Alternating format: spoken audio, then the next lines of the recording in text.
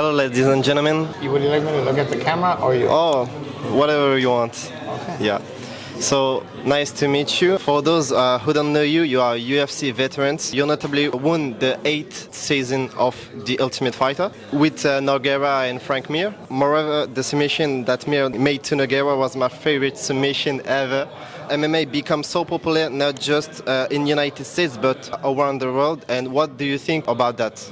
That the MMA is popular around the world? You know, I came into the sport of MMA I started watching it in 2003, okay. Which the UFC was actually purchased by the Fatita brothers back in 2001. Mm-hmm. Obviously, they introduced the sport of MMA and by making this show called The Ultimate Fighter. Mm-hmm. Rich Franklin, Forrest Griffin and Stephen Bonner made that fight, and all of a sudden that kind of blew up. And I think that's what kind of changes the dynamic between the Ultimate Fighter, MMA, and the UFC worldwide. Because a lot of the times we are fighters. We are it's in our blood. You know, obviously, I'm from a Hispanic. I was born in Mexico. I'm from a Hispanic root. And one of the biggest things for me was I grew up watching boxing. Boxing kind of like took a downfall a little bit, and MMA was the next thing. So back in 2000, I started watching like 2003, 2004.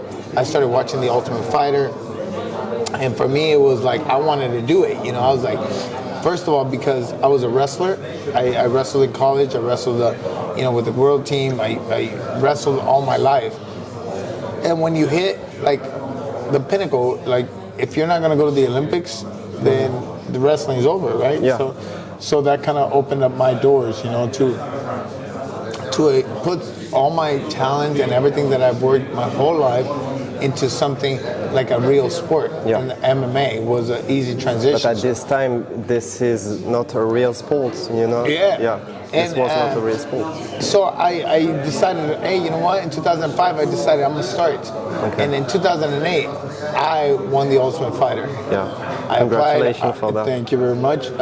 Making me the first Mexican, ever born Mexican fighter to have a UFC contract. Mm-hmm. So that in itself, and then that was in 2008, 2009, 2010. Me and Cain Velasquez started traveling and doing world tours with the UFC down in Mexico, trying to introduce the sport. The sport was always known as a barbaric sport. It was like a cockfighting.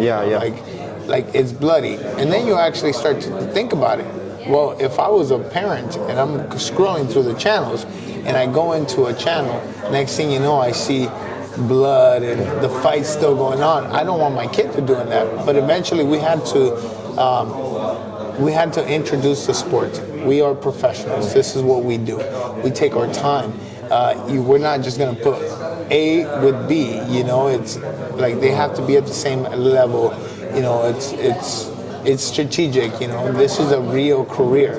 I'm one of the few fighters that can say I've made a career off of this. You know, I've traveled. I have fought all over the world. I've fought in all major big promotions. But the biggest thing for me is the MMA is growing so much because boxing is no longer is declining. But then when parents wanted to make kids build their confidence, they would put them in karate.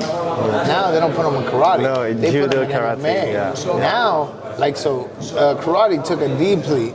So now if you're a wrestler, you're a stand-up, you're a boxer, you're a jiu-jitsu, anything.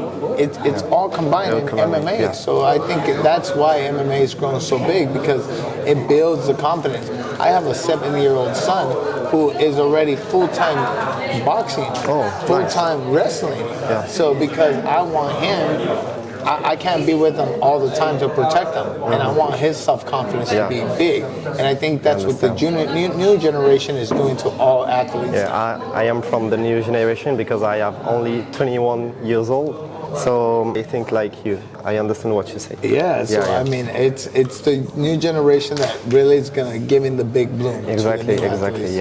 So you faced Charles Oliveira at the very beginning of his career. What do you think about him at in his career now? Man, Charles Oliveira, he figured it out. He did something and figured it out.